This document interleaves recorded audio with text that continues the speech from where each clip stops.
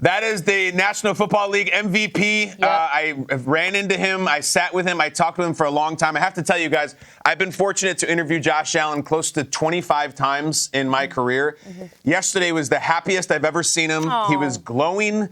He talks about his wife, his life. We talked about sinners. He gave his review.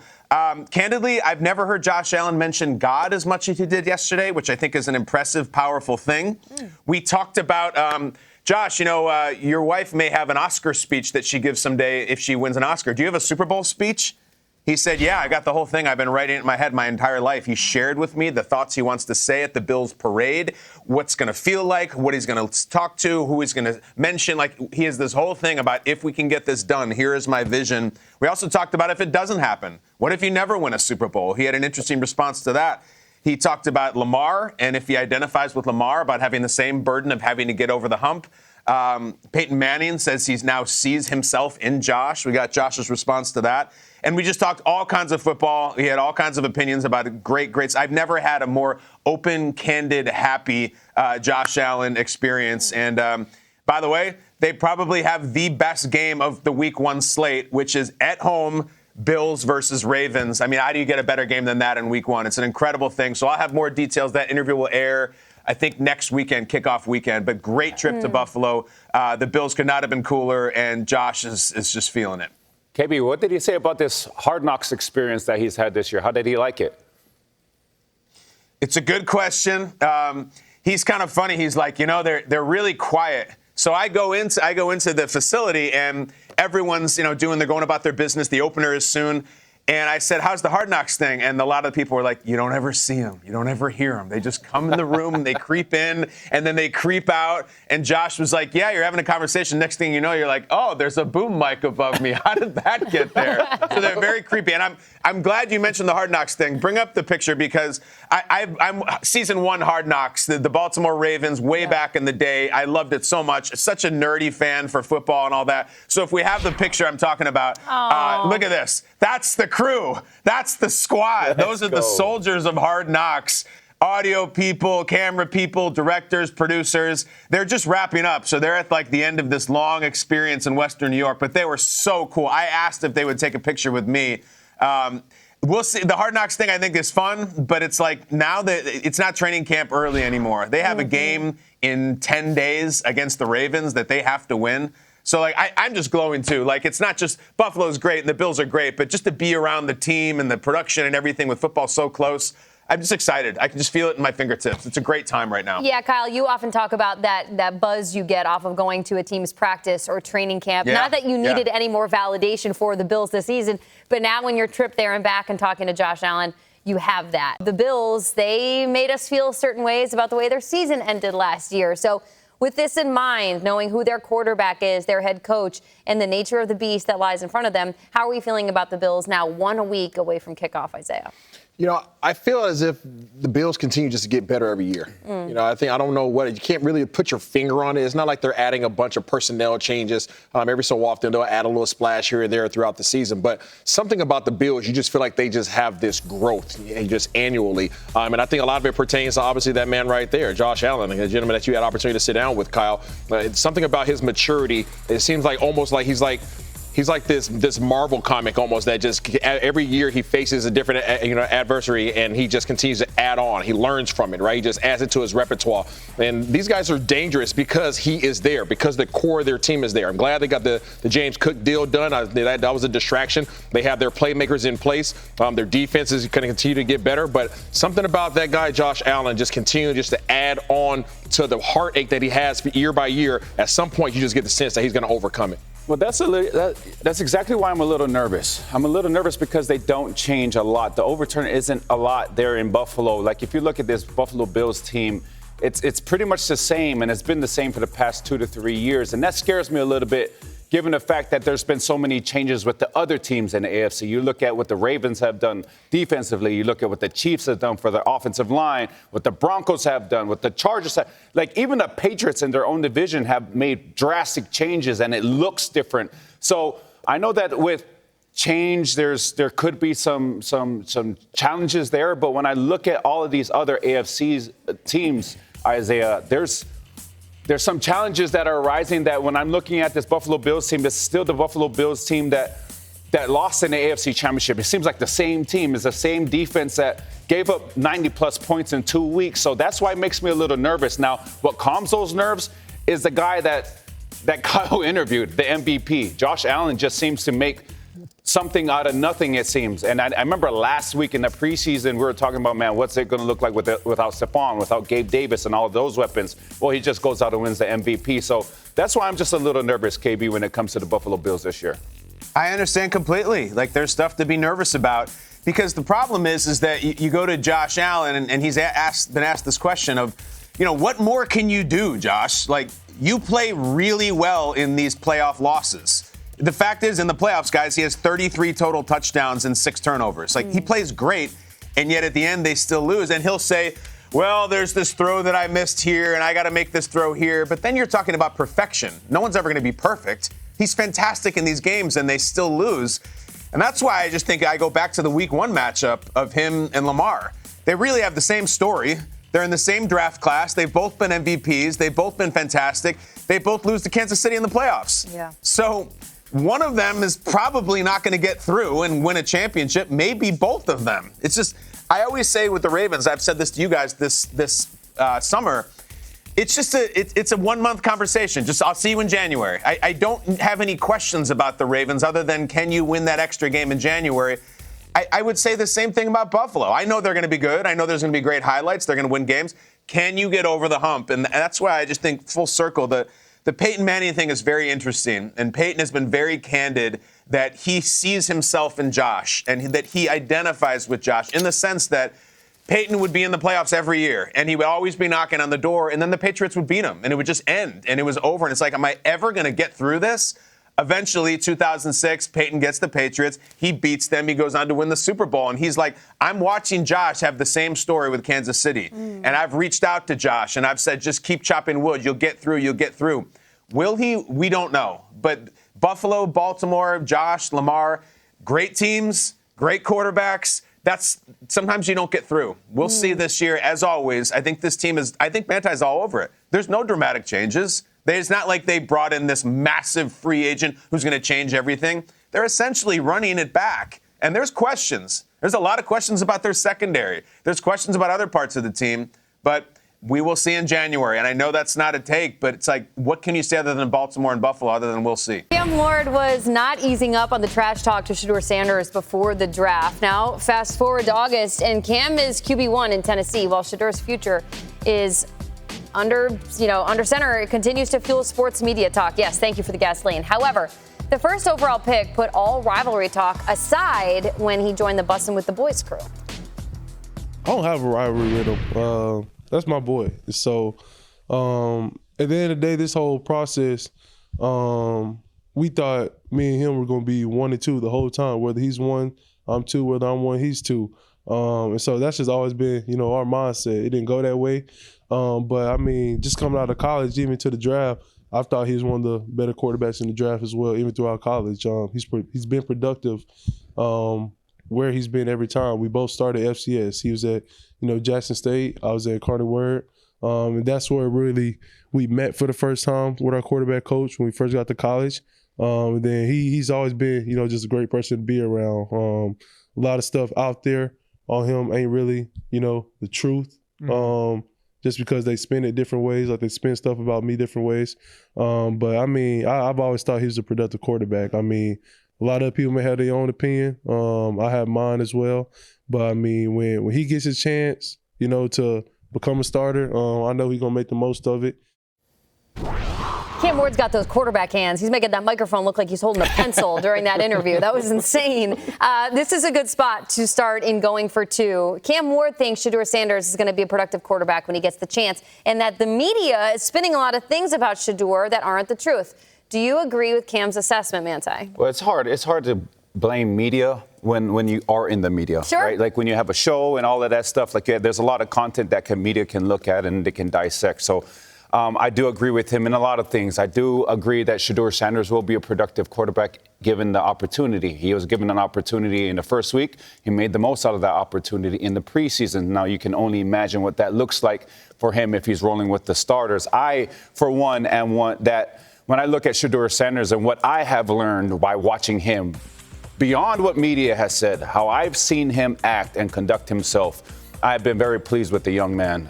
There has been narratives that I have read about his quote-unquote attitude, his approach to certain things that may tell a different story. But the story that I see from Shedeur when he's behind the microphone, how he's handled himself post-draft, the gratitude in which he's shown, the humility in which he's shown at times, and just going out there in this very game against the Carolina Panthers week 1 of the preseason and how he handled that, showing confidence, showing poise, understanding the limited opportunities he must have had leading up to this game, I thought, and I was very impressed with him. And I'm looking forward to what it could look like for him as a Cleveland Brown. Yeah, I don't have any reason to disagree with Cam Ward. I mean, the body of work that we have coming from Shedeur Sanders going all the way back to Jackson State has been nothing but one of ascension. Everything he's ever done, he might have started out low and ascended high. And he went to Colorado, started out low, ascended high. Everything's always followed him in terms of progressively working upwards. He's always done well statistically. He's always done better every single year in terms of his records. We have never heard a teammate come out and say anything negative about him. So, I mean, when you go to the draft process, you talk about Cam Ward being number 1 overall pick. You are very particular about the people that you train with. And Manti, you can speak to this. Going into the draft, you don't just train with anybody. You train with people who are like-minded. You train with people who are on the same level as you or better than you, because that's the environment that you want to keep, because that's the competitive level that you need every single day, getting ready to go take advantage of the greatest opportunity that you ever had. So in terms of where I believe, I agree with Cam Ward. I think that when Shedeur Sanders has his opportunity, if it presents itself and he's playing with the ones, history shows he's going to show up in a big way. By this point in August every year, we are in such a desperation mode for football that I have to assume by the time the regular season rolls around, you lock every single working memory of what happened in every season into your brain, right? Well, here's the test on GMFB Trivia today. We are looking at week 1 of 2024 and testing Manti, Isaiah, and Kyle in GMFB Trivia. And here's the first question. It's already up. Yep, here we go. Which running back, again, consider week 1, 2024, which running back did not finish with 100 rushing yards in the first week of last season? Saquon Barkley didn't do it. Derrick Henry didn't do it. Jordan Mason surely didn't do it. Or Kenneth Walker III. 3 of these guys did. 1 did not. Man, Kyle, you got a whiteboard? Yeah, I do. Okay, I'm ready. Are we doing it? Yeah. Okay. Me. Jamie, I'm looking at Saquon. They played in Brazil, I believe. Derrick Henry, I just can't see Derrick Henry. Jordan Mason could be, no, I'm going D. Kenneth Walker. All right. Kenneth Walker. I'm going to go with Saquon. All right, you don't think Saquon did it? All right, go ahead, Kyle. Yeah. And the most interesting one I remember is Jordan Mason, because McCaffrey was declared out and everyone was losing their mind for the Niners, and they put in this guy named Jordan Mason, and he was really good. I think he did it. I also think it's Saquon because that would be a funny answer because he had 2,000 yards. Wow, take the crown back. It's not. It's actually Derrick Henry, everybody. All right. Derrick Henry had 13 carries, good for only 46 yards. But he did punch in a rushing TD in his Ravens debut. But this ended up being his season low in rush yards for the Ravens. The Ravens were 0-3 to start the season when Henry had 13 or fewer carries. So the more they relied on him, the more they won. That was all right? Isaiah Likely black shoes on the white. Yes, it was. Yes, it was. They were passing for their life in that one. All right. Question 2, week 1. Not a great start for my 2024 memory bank, people. Here we go. You just mentioned it, Manti. All right, here we go. The Eagles played the Packers in week 1 in Brazil last year. It was a Friday night. This final play from the game ends in a sack. Malik Willis is in, if you remember, because Jordan Love got hurt. Yeah. Yeah. Who sacked Malik Willis? Was it A, Jalen Carter, B, Bryce Huff, C, Josh Sweat, or D, Zach Bond? Okay. This is what I got. And I'm not going to give any, because I got to go first. I'm not going to give any details, but this is who I think it is. Manti and Isaiah think it is Bryce Huff. Kyle? I just think that everything was coming up Zach Bond last year. I wish I remembered the play, but we move on to the next season. So I'm going to say Zach Bond made every play on the field. I know he's a linebacker. Sack may be a little less likely, but I'll say Bond. Let's listen to the Peacock broadcast for the answer. Here's the ball game. Final 3 seconds from Brazil. Willis slips. Willis steps up. Goes down. Game ender. Who else but Zach Bond? Good call. What a day. The linebacker seals it. And the Eagles, in this battle of heavyweights, start the season with a win. Nice. Now, it was Zach Bond. It was his only 2-sack game of his career, because that's not traditionally what Zach Bond is known for, despite ending up being a finalist for the NFL Defensive Player of the Year award. What a ride for Zach Bond last year. Yeah, Crazy awesome. times. Great job, KB. Yep. Okay, moving on. Question 3. In week 1 of 2024, which team scored 24 unanswered points to win a game, but not a single one of those points came from the offense? Oh, yeah. In week 1, I got it. did the Bears do that? Yeah. Did the Saints do it? Did the Titans or the Browns? Right here. Okay, Right here, guys. go ahead. Go on. I'm going to have to agree. Come on, Isaiah. The Saints went ham offensively. The Browns, I would remember that game against the Cowboys. They did not. Titans, All right. Are we all A? they done it. The Bears You are were all crazy. just the smartest men in the room. It is indeed the Bears. The Bears beat the Titans 24-17 in Caleb Williams' NFL debut. Go ahead, Kyle. Yeah. Wax. Well, listen, Caleb was all right. This is my guy, Will Levis. He made some tough plays. This is probably going to be the one here. Yep. Yeah, that was a rough one. And he put his hands on his head. And I love Will. He's hurt right now. He's going to miss the season for the Titans. But this was not a great day for him. Caleb was actually pretty modest.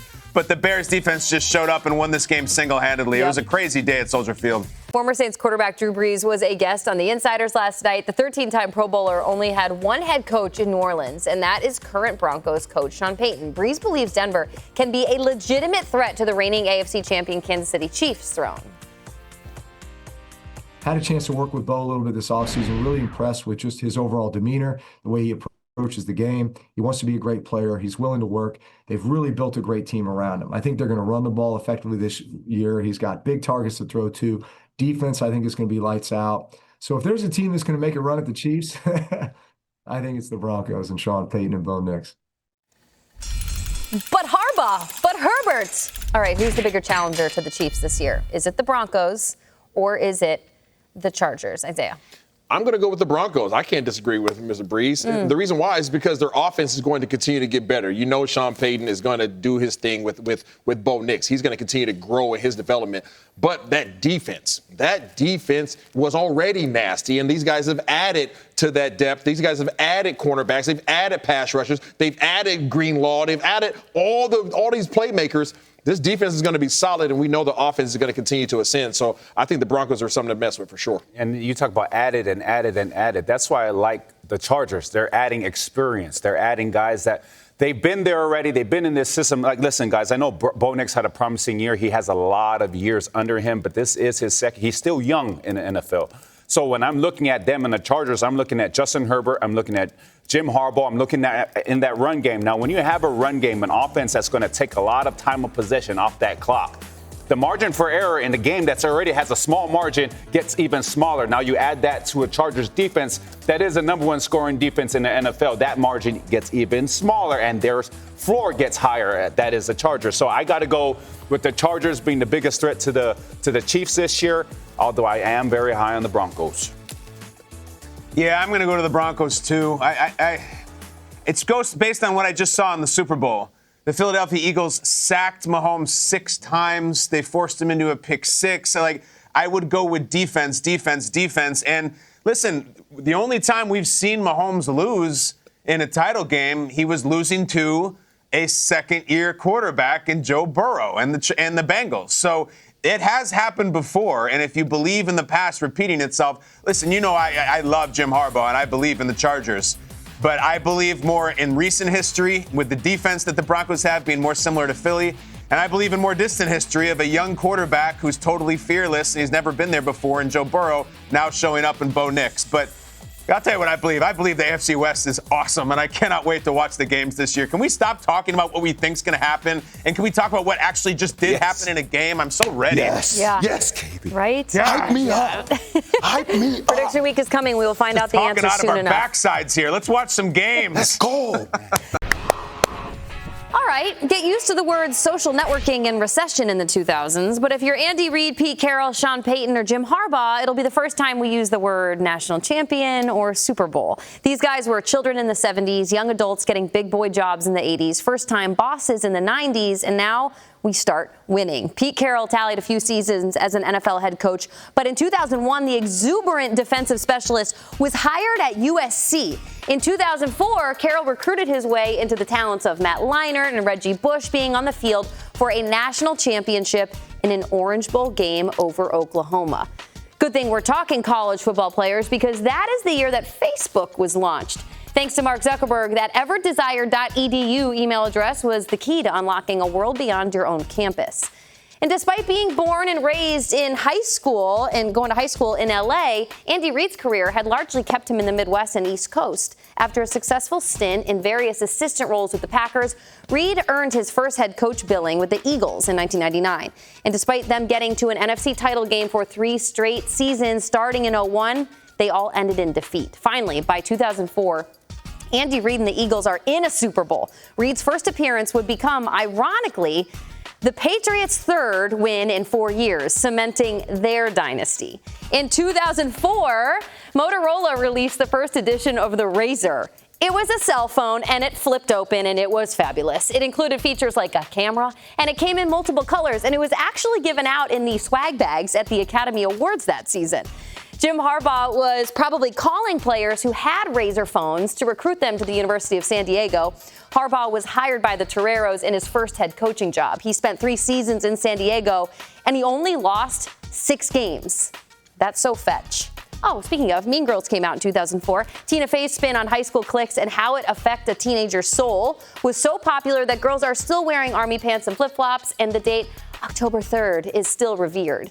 Now, that is 3 head coaching titles. Sean Payton is almost there. Payton was such an important assistant to Bill Parcells in Dallas that the Cowboys could sense the hiring heat on Sean, so they gave him a pay raise to stay as offensive coordinator and quarterbacks coach. But that headset was looming. Let's move to 2007. Not only now is every head coach a head coach, but we're beginning to coach against each other, which feels inevitable. Sean Payton is with the Saints, and he found early success when he knocked Andy Reid's Eagles out of the playoffs the previous season. So when this handshake went down in Week 16 of 2007, you know that thing had heat. That was the Saints and the Eagles.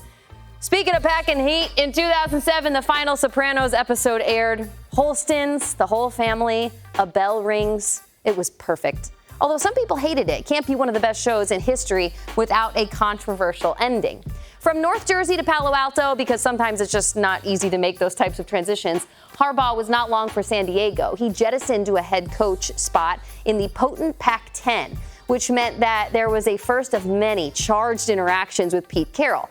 Carroll, now in his 7th season at USC, just 1 month into his tenure at Stanford, Harbaugh ran into Carroll and a #1 team in the nation for the first time. October 6th, in front of 85,000 people at the Coliseum, as 41-point underdogs, Harbaugh got him. Stanford won 24-23. And you know what?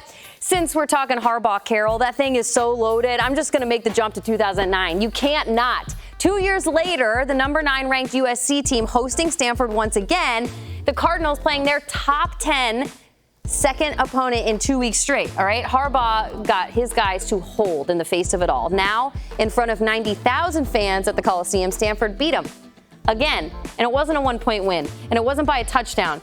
The scoreboard was lit up. Stanford 55, #9 USC 21. And the closed captioning would read, when the coaches met at the 50 after the game, Pete Carroll asked Harbaugh, "What's your deal? What's your deal?" There was speculation of the score being run up. And that's honestly a good question. What's your deal? It's very widely applicable between those two gentlemen.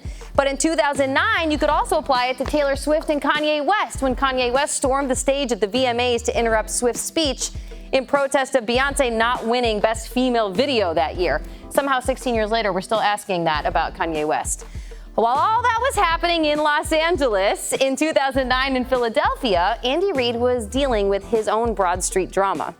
The 2009 Eagles were in the playoffs again, which was a common occurrence, but the uncommon event was losing in the first round of the postseason. This was unacceptable. This was an era of sweeping change when the Eagles traded Donovan McNabb to Washington after watching LaShawn Shady McCoy win a rushing title as a rookie. Plus, the organization dealt with the loss of a longtime defensive coordinator and Reid's dear friend in Jim Johnson.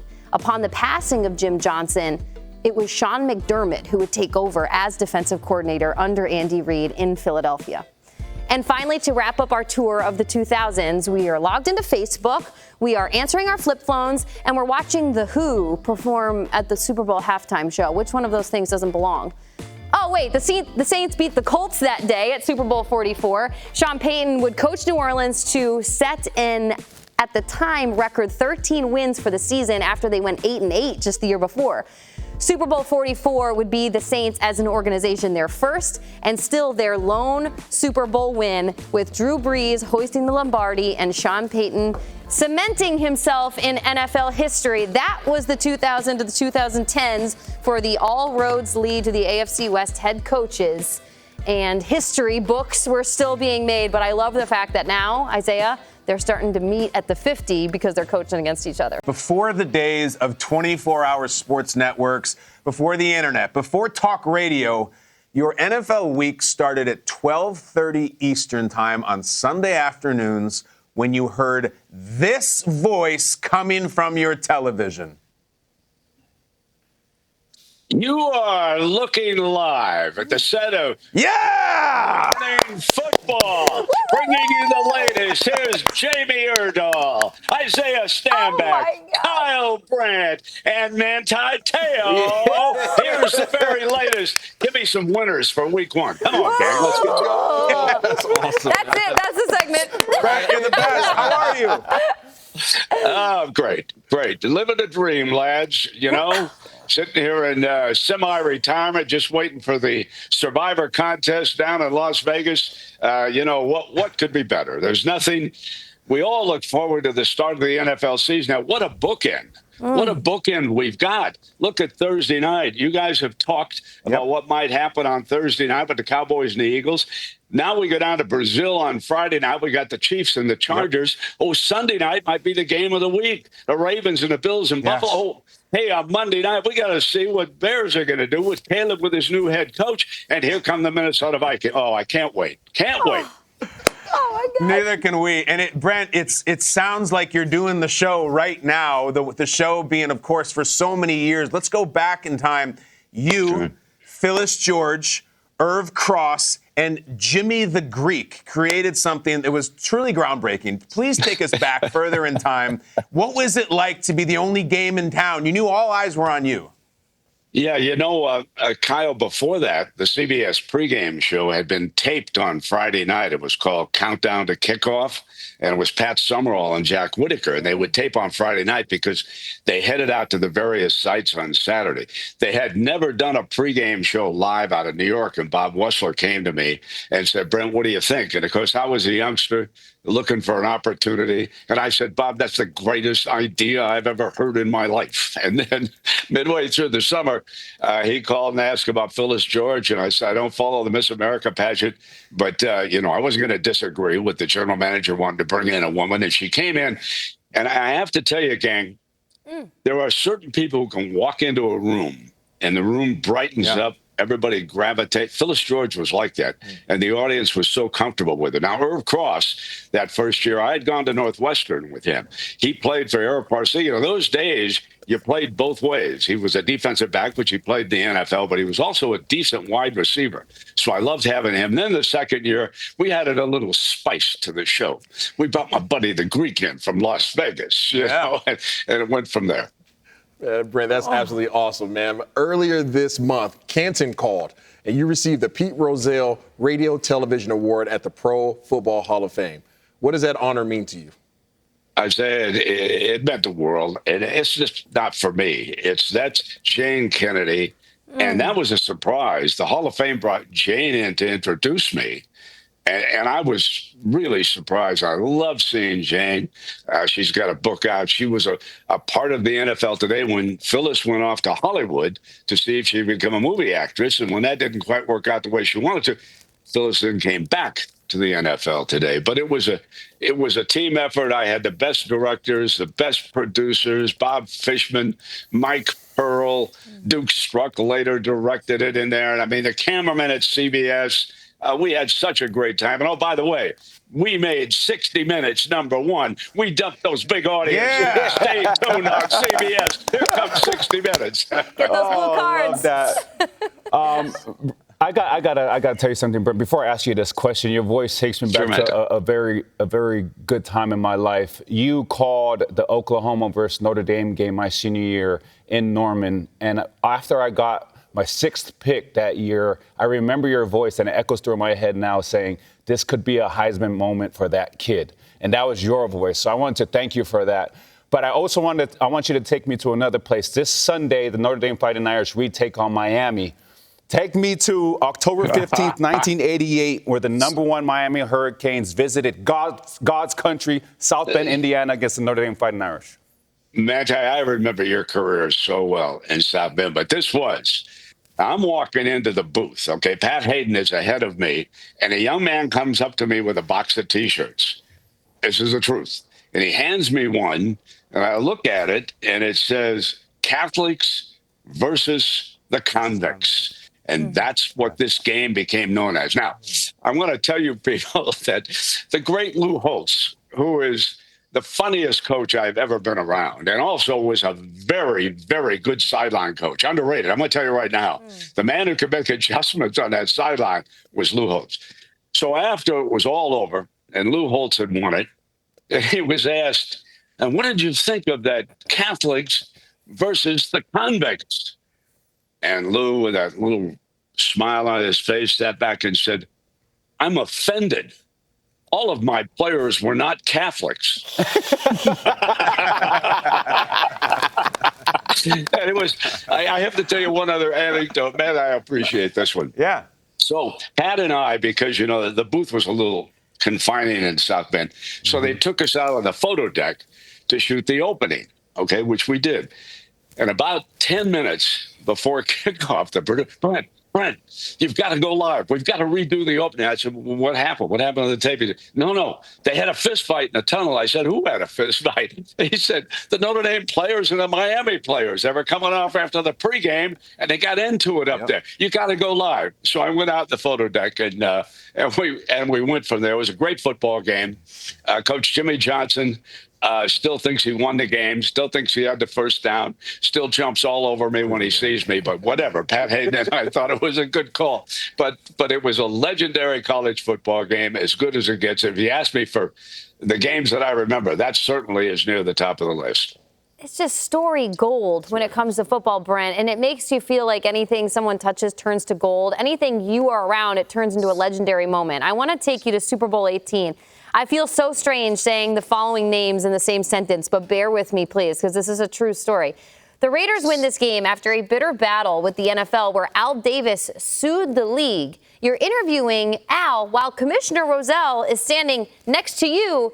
Then you've got President Ronald Reagan on standby waiting to talk to Tom Flores. What is happening, and what was that moment like for you? Jamie, there is the picture. I certainly was not concerned about Commissioner Pete Rozelle. I knew he would handle it well, even though, listen, that was a bitter battle between Rozelle and Al Davis. Little bit concerned about Al, roughneck guy at times, knew him very, very well.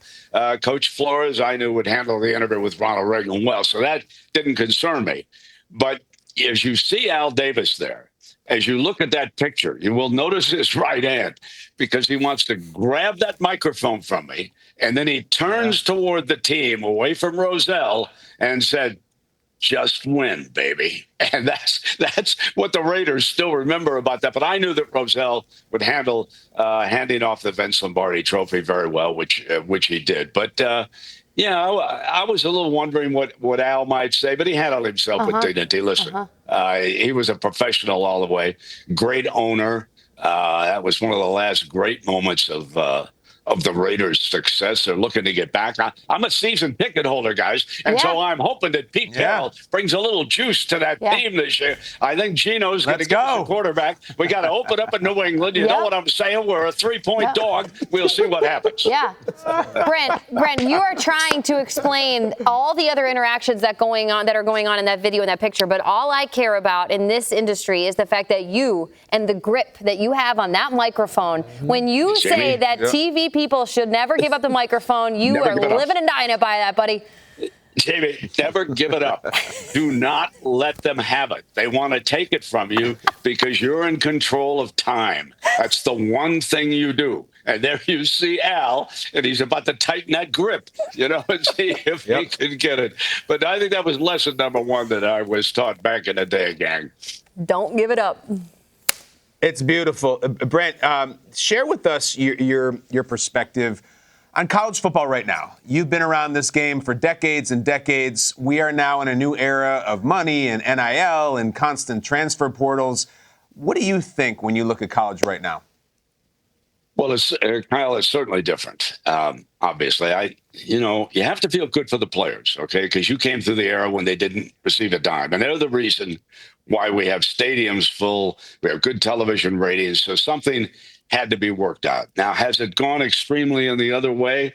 I don't know. It's interesting you asked me that question this morning because the last story I read before I turned on Good Morning Football is that Chipotle has signed an agreement with Ohio State, Florida, and Georgia, in which the players on scholarship will be able to come in. I think it's once a month or once a week, whatever it is, and get a free main course. And I thought, that's a good thing. Those restaurants and those college towns, they thrive during game day, and I applaud that. Now, the funny thing is, Texas Tech, I covered a tackle back in the day, way back in the day, offensive tackle. And he went out and he struck gold. They hit oil, he and a buddy over there in the plains of West Texas, okay? And they were sitting around a saloon last year, and they were bemoaning the fact they didn't think the offensive line was that good. And one of the buddies looks over and he said, listen, you got so damn much money, buy an offensive line. He did. Yeah. He did. Texas Tech has got one of the best transfer teams going. So I'm taking a look at it. I tell everybody who's upset about it, listen, relax, enjoy. There's great games. I mean, what a weekend we've got in college football. I mean, Texas and Ohio State doesn't get any better than that. Then at night, we got LSU at Clemson. Then we've talked about Miami and Notre Dame on Sunday. And by the way, on Monday night, ladies and gentlemen, Bill Belichick's debut. What's the over-under on the number of times his girlfriend will be shown on TV? Well, Brent, you're the over-under master. You know that better than anybody ever has. And listen, you still have the 100-mile-an-hour fastball. I'm going to ask you to throw one more. Look at this NFL season. It's a simple question. Who do you like to win the Super Bowl this year? There is always something to the Super Bowl hangover, Kyle. So even though I think the Kansas City Chiefs are the best franchise, the national best run, best organized, best coach overall, I don't think they're going to win it this year. The last time they lost to Tom Brady and the Buccaneers, they lost to Cincinnati in the AFC Championship game. So I think it'll either be the Ravens or the Bills, and hello Sunday night, that's going to represent the AFC in the Super Bowl. Now, right now, I've got to put the Eagles at the top of the list, okay, in the NFC, okay? Now, they have lost some defensive players. I'm interested to see what the Cowboys do against them on Thursday night, but I would put them there, and I'm waiting to see the coaching drain at Detroit could really weigh on their success. Not only the two coordinators, but they've lost about a half dozen assistant coaches under that. So I hesitate to put them up on top. Green Bay's had a few injuries. I might have pushed them up into there. But right now, I'm going to leave the Eagles up there against either the Ravens or the Bills. Absolutely beautiful. And Brent, I want you to know on behalf of all of us, we appreciate everyone who comes on the show. But sometimes people come on and it's an honor. And it is an honor to have you on here. And you are just incredible. Thank you so much for joining us. You're the best, Brent. Listen. Thanks, guys. I enjoyed every minute of it. And by the way, Trader Joe's is my favorite go-to grocery store. He has spoken. Nailed it. Nailed it. Better get those ice cream sandwiches over there, Brent. Those ice cream sandwiches are good. Great job, Brent. Oh my God.